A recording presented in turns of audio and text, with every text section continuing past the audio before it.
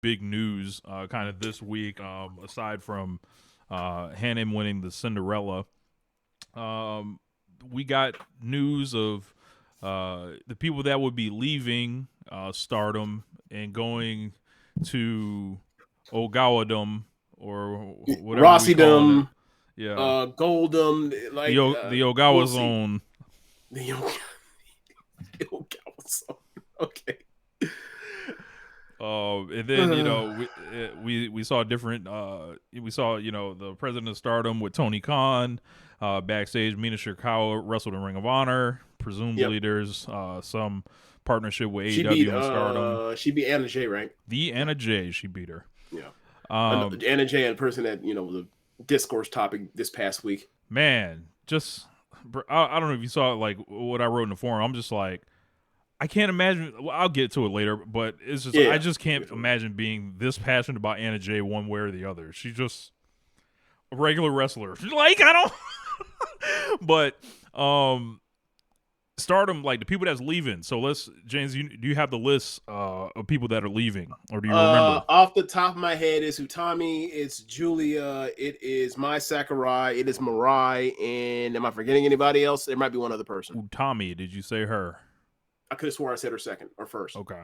Utami and Julia, Mirai, Yuzuki, the rookie, and Yuzuki. And Mai Sakurai so far. And I don't think there's anyone else. People are speculating Kevin may be out of here too. I don't remember Kevin being on the list. Yeah.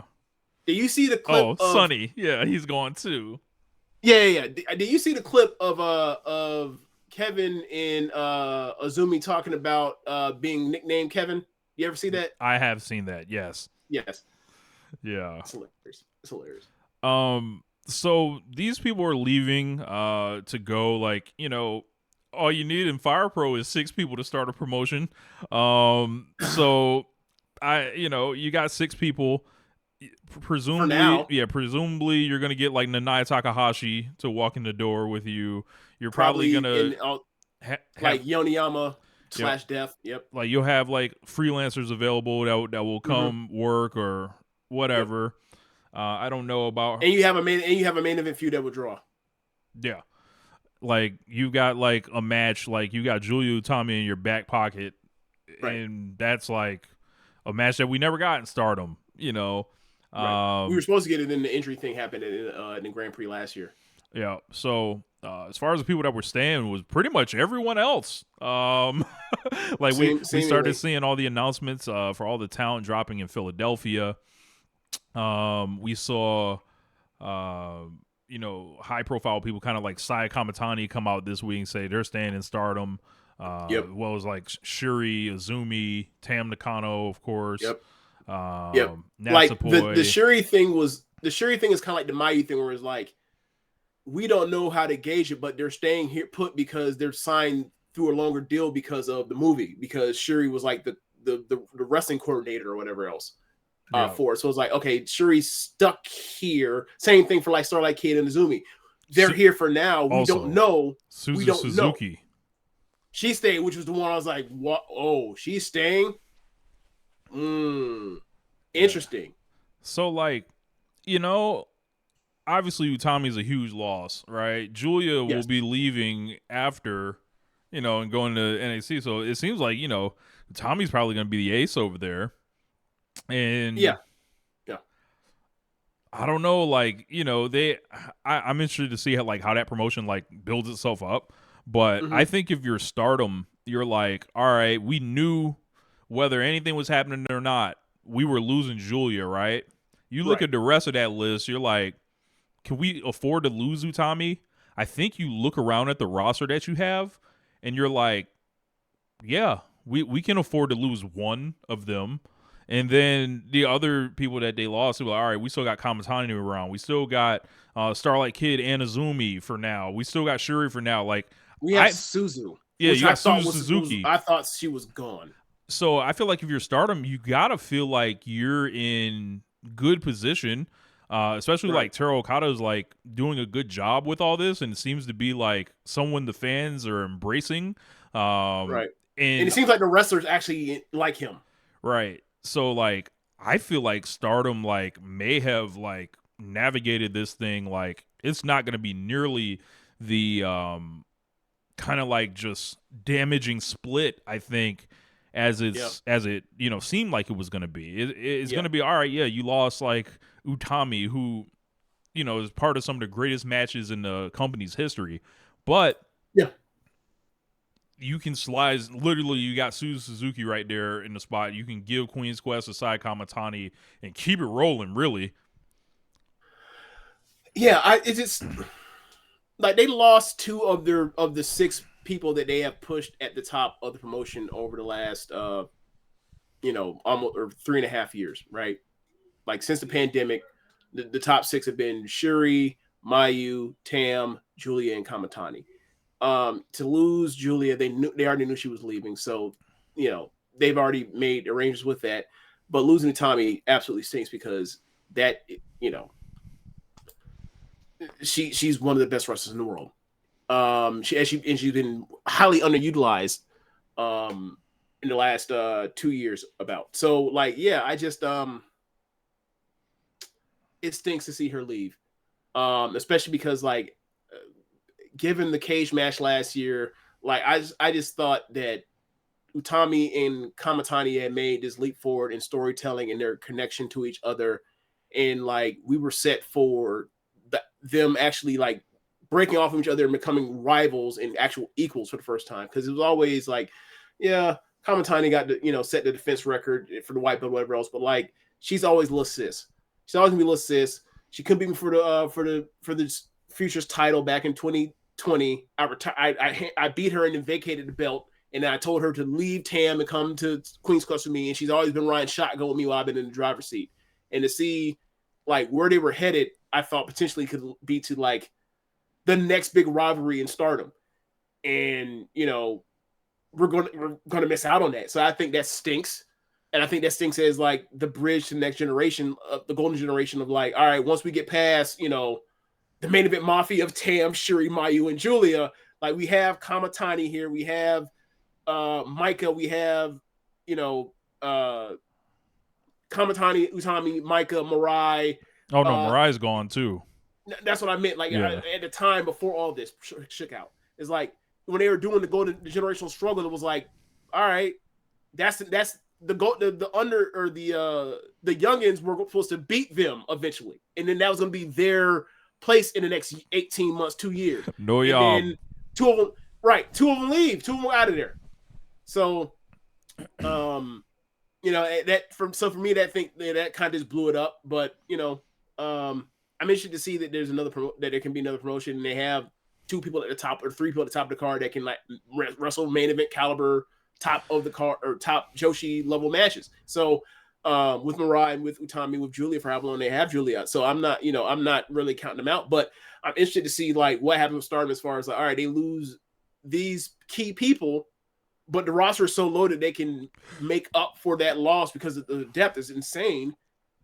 And I wonder like what that means for the landscapes for like the freelancers and like who wants to come in and who wants to do programs, because like if they can't come in here and do programs with people, they can't get a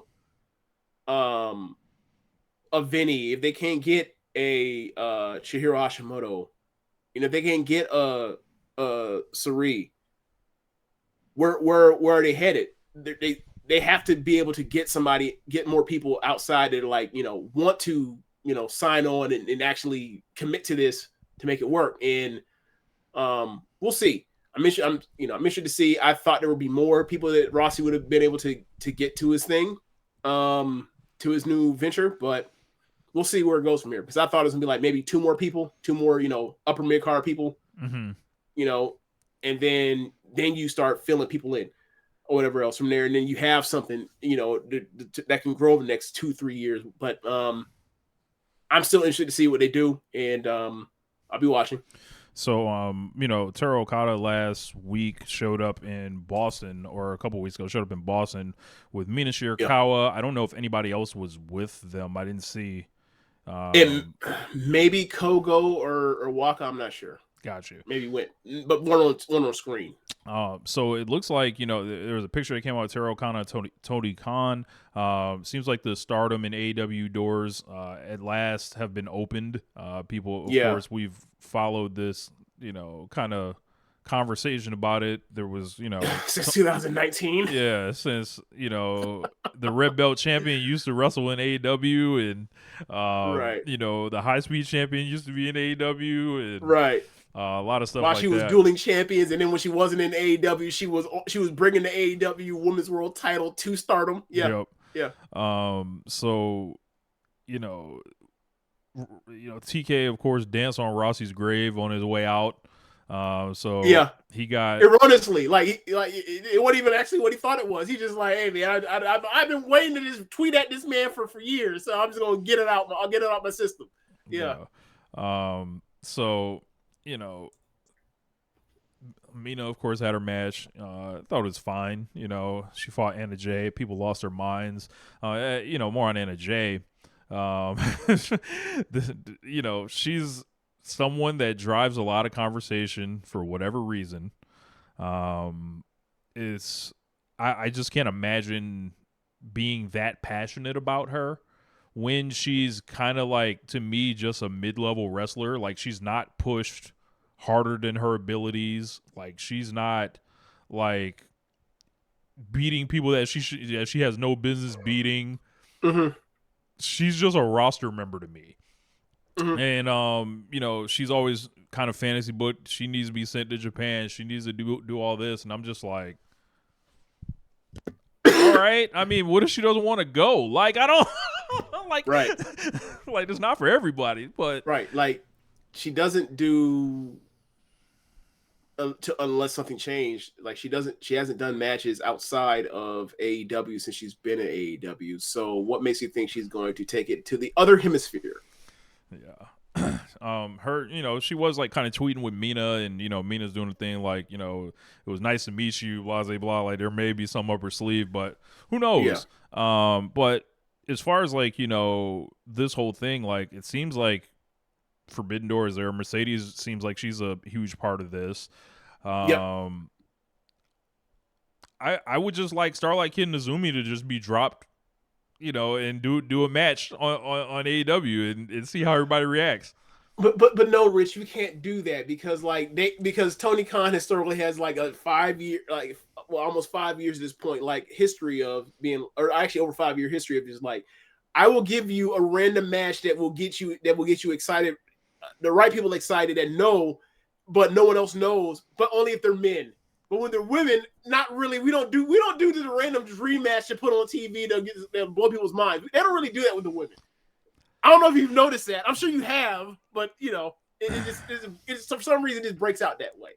We'll see how it goes with this Mercedes thing going forward in the Stardom Forbidden Door possibilities. I would love to see the Big Bird come through. Right? Sai Kamatani, right. Bring it here. Shuri. I love to see it. The Icon, it can't be no worse than Kelly Klein. When she had to come to America and fight her. Oh my God, it was so funny. We got Hikaru Shida for you here, Shuri. Y'all could team up. Y'all could do whatever y'all want. Right. The thing that's funny about that is like, I had gotten to start right at the beginning of 2019, and then they made her the Woman of Honor champion, and so like y'all are watching like these like the Mayu matches versus Kelly Klein, so like y'all have no idea what I've seen, so y'all are just like, oh, she's whatever, it's fine, like she's clearly more talented than her, but like this ain't nothing really right, exactly like enjoy that much, James, and then it's like you don't understand, she's wrestling somebody. Like, this isn't the match that impressed you watching Mikey one time. But then eventually y'all saw, you're like, okay, never mind. Withdrawn. But it was like, you know how that has to be, that was so annoying for you. It was like, really? This is one of your favorite wrestlers in the world now, James? You watching this woman on James, like, hey, man. You got that. How about this? Here's my password. You log in and watch this match. It's one of those. But anyway, yeah. I'm sure the Mercedes Moné matches or Thunder Rosa matches or whatever else that Mayu has gets to have, whatever else will be a blast whenever they have. Natsupoi, come see by Yuka Sakazaki. Come get it. Willow ready. That would be Statlander's ready. That'd be hilarious if Poi came over here and had a match on AEW before Yuka did. You can just graduate. She's already undergraduated to come back to TJPW. Look, Natsupoi versus Chris Statlander and Willow Nightingale. Let's go. 2-on-1 handicap match. Let's ride. I figured you would have saved it for someone that. I figured you were gonna save it for someone that is going to hit hard. Like you put Poi in there with Jamie Hayter. Whenever Jamie Hayter comes back, bro? She's been going for over a year now, hasn't she? Shoulder, yeah. Her last appearance, I think, was Revolution 2023. Yeah, it feels like it's been over a year, so I just had to, make sure. Yeah, man. But it's whatever they do, we'll see. But you have Mina and Azumi coming over here for Windy City Riot. You have a group of the women, or most of the roster, coming over for the WrestleMania weekend. So, there will be opportunities to put people on screen if that's what Tony Khan wants to do. But it might be Ring of Honor, might be AEW. We'll see. Or they can go, fight Athena. On that side. Yeah. So Jesus Christ. They called her nickname used to be, or still is, the American Joshi. I would like to see Athena versus some of my favorite wrestlers. I would like to see that. Yes. Yeah. So I was part of a review